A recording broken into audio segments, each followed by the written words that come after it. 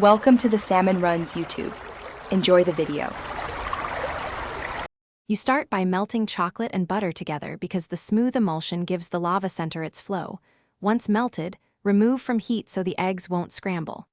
Meanwhile, whisk eggs and sugar until pale. This incorporates air for lift. Make sure to fold in a small amount of flour gently to keep the batter tender and to avoid knocking out the air. Quickly combine the chocolate into the egg mixture.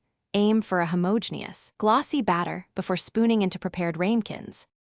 Once the batter is in ramekins, gently tap each on the counter to release trapped air so the cakes rise evenly.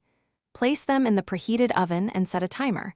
Baking 10 to 12 minutes yields a molten core, whereas a minute or two more gives a softer center. Make sure to monitor color. The tops should be set but not cracked.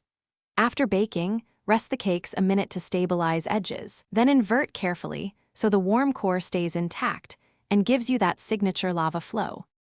You finish by dusting with cocoa or powdered sugar and serving immediately so guests see the molten center flow. Warm plates help retain heat. If your center set solid, make sure your oven temperature is accurate and underbake by 1 to 2 minutes next time because small timing changes matter.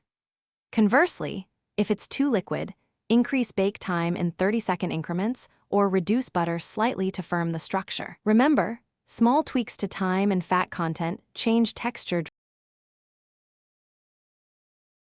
Thanks for watching. Consider subscribing if we helped you.